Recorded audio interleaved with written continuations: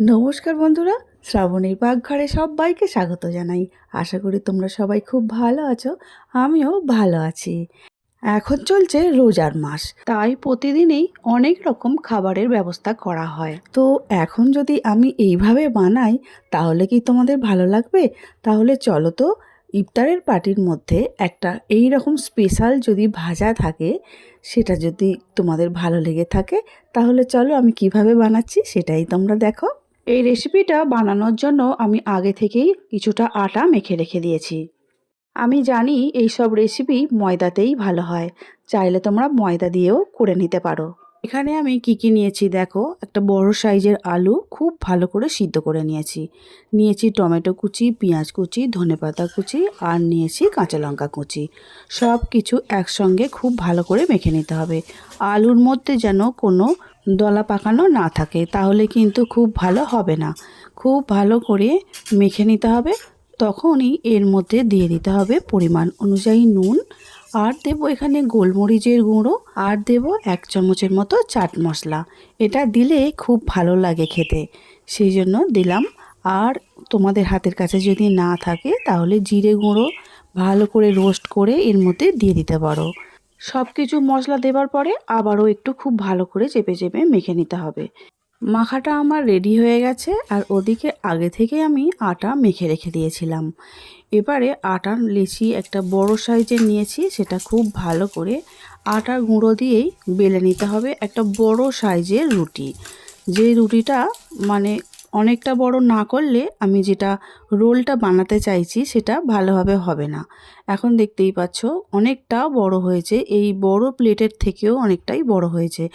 আমি যদি এই বড় প্লেটে না দিয়ে প্লেন জায়গায় রেখে দিতাম তাহলে কিন্তু রুটিটা খুব ভালোভাবে আরও বোঝা যেত। তো প্লেটের মধ্যে নিয়েছি, আর যে আলু মেখে রেখে দিয়েছিলাম সমস্ত কিছু দিয়ে, সেই আলু মাখাটা চামচের সাহায্যে আস্তে আস্তে ভালো করে চেপে চেপে বিছিয়ে দিয়ে দিচ্ছি।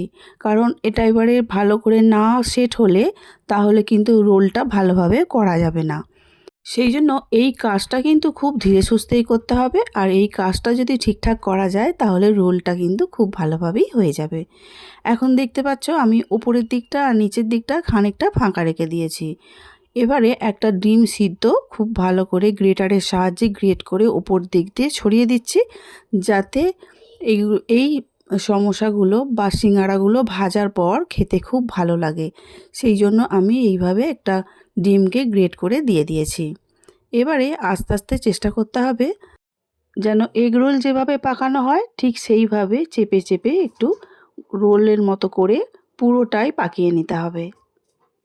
প্লেটের নিচে একটু আটা গুঁড়ি দিলে তাহলে হয়তো একটু তাড়াতাড়ি উঠে যেত, তবে আমারও অনেকটা মোটা তো, আর ভিতরে আলুর পুর দেওয়া আছে, সেই জন্য অনেকটা ভারী হয়ে গেছে। সাবধানেই কাজটা করে নিতে হবে। আর দেখতেই পাচ্ছ সম্পূর্ণটাই আমার গোলটা বানানো হয়ে গেছে, মানে রোলটা বানানো হয়ে গেছে। এবারে হাত দিয়ে একটু ভালো করে এই রকমভাবে করে নিলেই জিনিস আরও একটু বড় মতো লম্বা হয়ে যায়। এবারে মাঝখান থেকে ছুরি দিয়ে দুভাগ করে নিতে হবে। তোমরা চাইলে কিন্তু এটা ডাইনিং টেবিলের ওপরে বা রান্নাঘরের যে প্লেট থাকে তার ওপরে করলে এই কাজটা আরও ভালোভাবে হবে। এবারে প্রয়োজন অনুযায়ী কতটা কীরকম সাইজ হবে সেই অনুযায়ী ছুরির সাহায্যে কেটে নিতে হবে। তো আমিও ছুরির সাহায্যে কেটে নিয়ে একটু হাত দিয়ে গোল করে নিচ্ছি। একই রকমভাবে পরপর করে আমি সব বানিয়ে নেব। দেখতেই পাচ্ছ দেখতে কিন্তু খুবই সুন্দর হচ্ছে। আর এই রকমভাবে আবারও একটা বানিয়ে আমি দেখিয়ে দিচ্ছি। আর ভিতরটা দেখে বুঝতেই পারছো পুরো পুরে ঠাসাই আছে। যেমনভাবে আমি পুর দিয়েছি সেইভাবে পুরে ঠাসা। এইভাবে আমি প্রত্যেকটাই বানিয়ে নিচ্ছি। এখন তোমরা এইভাবে কেটে নেবার পরে অন্য রকম করে শেপ দিয়ে দিতেই পারো, সেটা তোমাদের ইচ্ছা। আর আমি এটা রোলের মধ্যেই বানাতে চাইছি, সেই জন্য আমি গোল গোল করেই এই শেপগুলোকে রাখতে চাইছি। আর সম্পূর্ণগুলোই আমার কেটে নেওয়া হয়ে গেছে। দেখতেই পাচ্ছ রেডি হয়ে গেছে আমার রোল সিঙ্গাড়া।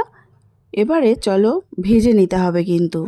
আর ভাজার আগে আর একটা কাজ আছে, আমি একটা ডিম ফাটিয়ে রেখে দিয়েছি। সেই ডিমটা এই একটা এই সমোসাগুলো দেব, ডিপ করে নেব। ডিপ করে নিয়ে তারপরে তেলের মধ্যে ভাজবো। কড়াই তেল দেওয়া হয়ে গেছে, তেলটা কিন্তু বেশ ভালোই গরম হয়ে গেছে।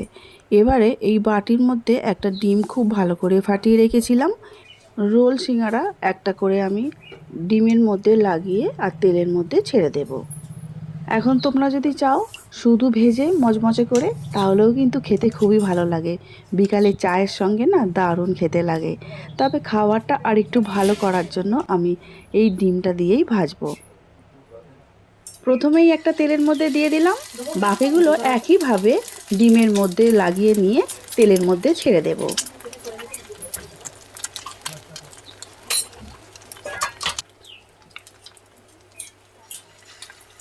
একইভাবে ফার্স্ট ব্যাচে আমি অল্প করে 4টে ভেজে নিচ্ছি, তারপরে বাকিগুলো ভেজে নেব। এই মুহূর্তে যে সকল বন্ধুরা ইউটিউব চ্যানেল থেকে আমার ভিডিও দেখছো, যদি ভালো লেগে থাকে লাইক শেয়ার সাবস্ক্রাইব করে শ্রাবণীর পাকঘর চ্যানেলটির পাশে থেকে যাওয়ার অনুরোধ রইল। পাশে থাকা বেলটা অবশ্যই প্রেস করে দিও, যাতে যখনই কোনো নতুন রান্না ছাড়বো সবার আগে তোমাদের কাছেই পৌঁছে যাবে। আর ফেসবুক পেজ থেকে দেখছো বন্ধুরা, প্লিজ পেজটিকে ফলো করে দিয়ে আমার পাশে থেকে যেও। এপিট ওপিট করে উল্টে পাল্টে যেভাবে মাছ ভাজা হয়, ঠিক সেইভাবে লাল লাল করে মুচমুচে করে ভেজে নিতে হবে। আর হ্যাঁ, যদি তোমাদের মনে হয় যে একটু ব্রেড ক্রাম্বস দিলে এতে ভালো হতো, তাহলে সেটা দিতেই পারো। আমি এখানে ব্রেড ক্রাম্বসটার ব্যবহারটা করলাম না, শুধু ডিমের কোটিং দিয়েই এটা খেতে খুব ভালো লাগে বলে আমি এইভাবেই বানালাম। দেখতেই পাচ্ছ খুব সুন্দর লাল লাল করে ভাজা হয়ে গেছে। প্রথম ব্যাচের যেগুলো ভাজা হয়ে গেছে সেগুলো আমি তুলে নিচ্ছি, বাকিগুলো আবার ওই তেলের মধ্যেই আমি দিয়ে দেব। তোমরা চাইলে এখানে ডুবো তেলে ভাজতেই পারো, আমি এখানে খুব একটা বেশি তেল ব্যবহার করিনি, দেখেই বুঝতেই পারছো। তাতে করেই কিন্তু খুব সুন্দর ভাজাগুলো হয়ে গেছে। সেকেন্ড ব্যাচের রোল সিঙ্গারা যেগুলো বাকি ছিল সেগুলো আবার তেলের মধ্যে দিয়ে দিচ্ছি, ডিমের মধ্যে কোটিং করে নিয়ে। আর সেম প্রসেসে একই রকমভাবে ভেজে নিতে হবে। সেকেন্ড ব্যাচের রোল সিঙ্গারাগুলো সেগুলোও ভাজা হয়ে গেছে, এখন আমি এগুলো আবারও প্লেটের মধ্যে তুলে নিচ্ছি। ভাজার পরে গন্ধটা কিন্তু দারুণ ছেড়েছে, তাহলে বুঝতেই পারছো খাওয়ার সময় কতটা ভালো লাগবে খেতে। আমার যে সকল বন্ধুরা রোজা রেখেছেন, মা বা বোনেরা, তাদের জন্য বলছি, খাবারে তো অনেক রকম ব্যবস্থা করে থাকো তোমরা, একবার হলো আমি যেভাবে বানিয়েছি প্লিজ এইভাবে বানিয়ে দেখো। আমি কথা দিচ্ছি দারুণ খেতে লাগবে। গরম গরম খাবার খাওয়ার শেষে খাওয়া হবে, তারপর চা কিংবা কফি, ব্যাস জমে যাবে ব্যাপারটা। আজকে আমার রোল সিঙ্গারা বানানোটা কেমন লেগেছে অবশ্যই কমেন্ট করে জানিও। আর হ্যাঁ, আজকের মতো আসছি, দেখা হবে অন্য দিন নতুন রেসিপি নিয়ে। আমার ভিডিওটা দেখার জন্য অসংখ্য অসংখ্য ধন্যবাদ আমার সব বন্ধুদের।